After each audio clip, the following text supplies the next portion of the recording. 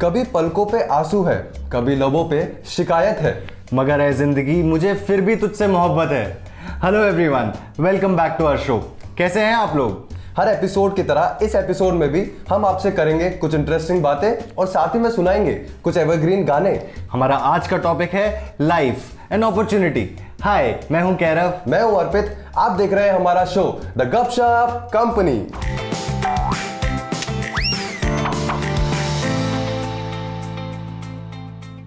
हम एक ऐसी दुनिया में जी रहे हैं जहां हर कोई सक्सेसफुल बनना चाहता है, लेकिन आई फील बहुत कम लोग ऐसे हैं जो सही रास्ता चुनते हैं, या फिर लाइफ जब उन्हें कोई अपॉर्चुनिटी दे तो वो उसके लिए पूरी तरह तैयार होते हैं।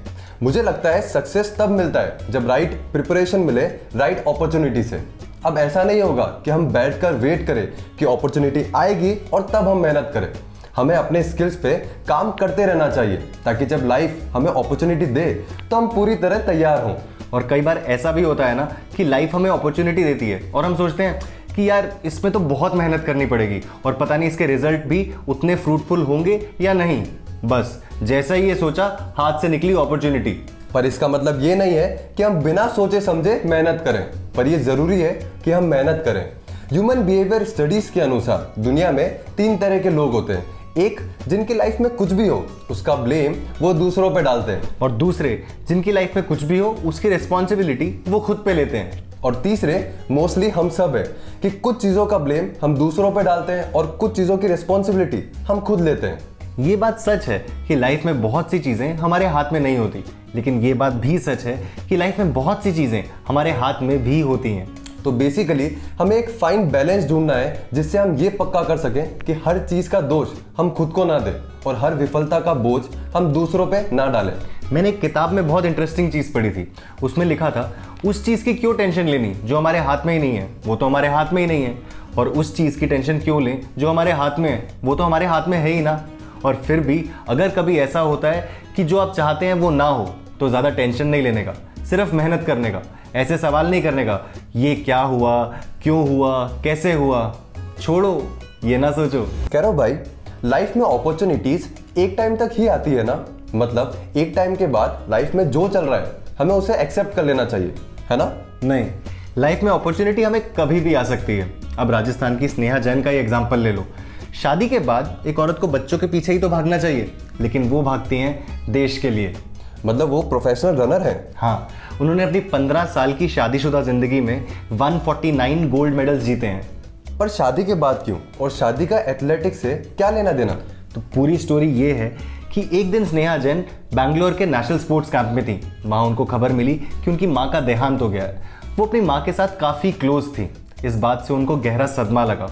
इसके बाद उनकी बहन ने उन्हें सजेस्ट किया कि वो शादी कर लें और लाइफ की एक नई शुरुआत करें।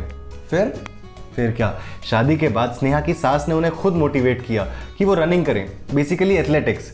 और शादी के 15 साल बाद उनके पास एक नेशनल रिकॉर्ड, एक एशियन रिकॉर्ड और 149 गोल्ड मेडल्स हैं। वाह, क्या अमेजिंग स्टोरी है। तो लाइफ हमें अपॉर्चुनिटी कभी भी दे सकती है, हमें बस तैयार रहना है। और अगर आप तैयार नहीं हैं तो तैयार होने के लिए मेहनत करनी है। लाइफ में हम जब भी कुछ करने के लिए निकलते हैं तो मदद करने के लिए लोग हमें अलग अलग रूप में मिल ही जाते हैं। तो वो हो सकते हैं आपके लाइफ पार्टनर, आपके भाई बहन, दोस्त, या फिर आपकी सास। और भले ही आपने लाइफ में कितने भी साल जी लिए हों और कितने भी बर्थडेज मना लिए हों, लाइफ आपको अपॉर्चुनिटी कभी भी दे सकती है। अरे कैरव भाई, आपने फिल्म का नाम पहले क्यों ले लिया? इसका एक रीजन है। तूने ये फिल्म देखी है? हाँ। तो बता, इस फिल्म में क्या होता है? तो फिल्म में इंडियन रेलवेज उस जमाने की फास्टेस्ट ट्रेन बनाती है। जब ट्रेन तैयार हो जाती है तो उसकी बुकिंग्स ओपन होती है। फिर अलग अलग बैकग्राउंड के लोग आते हैं और उसमें सफर करते हैं। ट्रेन शुरू होने के कुछ समय बाद ट्रेन के ब्रेक्स फेल हो जाते हैं। करेक्ट। और सारे पैसेंजर्स घबरा जाते हैं, लेकिन बाहर वाले टेक्नीशियंस की मदद और पैसेंजर्स के धैर्य और हिम्मत से सब लोग बच जाते हैं। सब लोग तो नहीं बचते। हाँ, सब लोग नहीं बचते, लेकिन ज्यादातर लोग बच जाते हैं। पर इसका लाइफ एंड अपॉर्चुनिटी से क्या लेना देना? लेना देना है।